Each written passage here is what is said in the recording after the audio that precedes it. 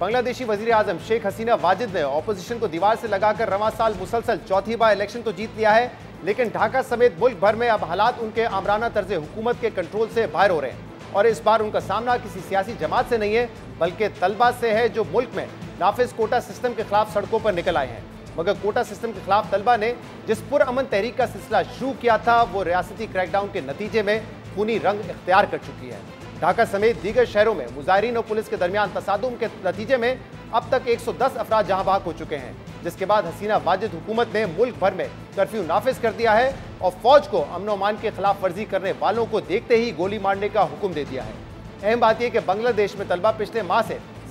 सरकारी मुलाजमतों में quota system की बहाली के अदालती फैसले के खिलाफ एहतजाज कर रहे हैं, लेकिन इन एहतजाजी मुजाहिरों ने पिछले हफ्ते उस वक्त पुरतशद्दुद एहतजाज का रूप धार लिया था जब ढाका यूनिवर्सिटी में कोटा सिस्टम के खिलाफ एहतजाज करने वाले तलबा पर हुकूमती जमात अवामी लीग के तलबा विंग ने धावा बोल दिया था, जिसके बाद इन एहतजाजी मुजाहिरों ने न सिर्फ शिद्दत इख्तियार कर ली है, बल्कि इनका दायरा का मुल्क भर में फैल गया है और इसमें तलबा के अलावा जिंदगी के दीगर शोबों से अफराद भी शरीक हो गए हैं। बांग्लादेश में सरकारी मुलाजमतें बहुत पुरकशिश तस्वुर की जाती हैं, मगर सरकारी मुलाजमतों में से 56% मुलाजमतें 1971 की जंग में शिरकत करने वालों के औलादों और दीगर ग्रोहों के लिए मुख्तस की जाती हैं, जबकि सिर्फ 44% मुलाजमतें मेरिट पर तकसीम की जाती हैं। एहतजाजी तलबा का मुतालबा है कि मुल्क में 56% का कोटा ख़त्म करके सिर्फ 5% मुलाजमतें अक़लियती ग्रोहों और माजूर अफराद के लिए मुख्तस की जाएँ, जबकि 95% मुलाजमतें मेरिट पर दी जाएँ। तलबा का यह भी इल्ज़ाम है कि 30% मुलाजमतें जो 1971 की जंग में शिरकत करने वाले अफराद के लिए मुख्तस की जाती हैं, शेख हसीना वाजिद की हुकूमत उन्हें सियासी फ़ायदे के लिए इस्तेमाल करती हैं। अहम बात यह कि 2018 में हसीना वाजिद की हुकूमत ने अवामी दबाव पर कोटा सिस्टम को ख़त्म किया था और आज दोबारा हसीना वाजिद की हुकूमत में ही अदालत ने कोटा सिस्टम को बहाल कर दिया है।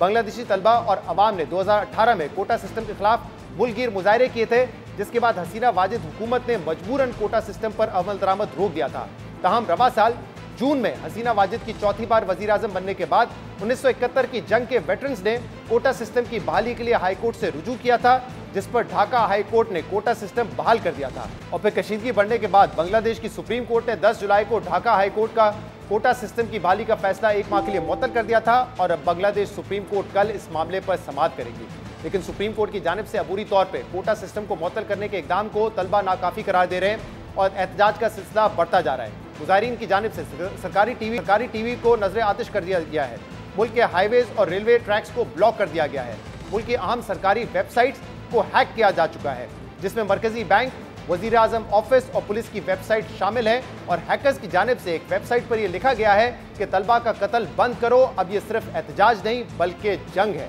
तलबा के एहतजाज से निपटने के लिए पुलिस एक्शन अब भी जारी है, जबकि हुकूमत ने मुल्क भर में इंटरनेट सर्विस भी बंद कर दी है, जिसके बाद बांग्लादेश में मवासलाती निज़ाम धर्म भरम हो चुका है। अहम बात यह कि मुसलसल 15 बरस से बांग्लादेश में हसीना वाजिद के तर्ज हुकूमत को आमराना तर्ज हुकूमत कहा जाता है, जहां ऑपोजिशन को कुचलने और दीवार के साथ लगाने के बाद इनकी हुकूमत तलबा की आवाज़ को दबाने के लिए रियासती ताकत का बेईमाना इस्तेमाल कर रही है। बांग्लादेश में मुकीम एमनेस्टी इंटरनेशनल के रीजनल रिसर्च ऑफिसर तकबीर हुदा ने मुजाहिरीन पर पुलिस के तशद्दुद को गैर कानूनी और बिला जवाज़ करार दिया है। बांग्लादेश में तलबा के हालिया एहतजाज को हसीना वाजिद हुकूमत के लिए संजीदा चैलेंज करार दिया जा रहा है, लेकिन हसीना वाजिद की हुकूमत इससे संजीदगी से निपटने के बजाय कभी एहतजाजी मुजाहिरीन के पीछे ऑपोजिशन की साजिश का इल्ज़ाम लगाती हैं, तो कभी एहतजाजी मुजाहिरीन को रजाकारों की औलाद करार दिया जाता है। याद रहे कि बांग्लादेश में 1971 की जंग में पाकिस्तानी फौज का साथ देने वालों को बांग्लादेश में तंजिया तौर पर रजाकार कहा जाता है। अब देखना होगा कि तलबा की सूरत में उठने वाली एक मुल्की तहरीक शेख हसीना वाजिद और इनकी अवामी लीग के लिए सियासी तौर पर कितना बड़ा चैलेंज साबित हो सकती है।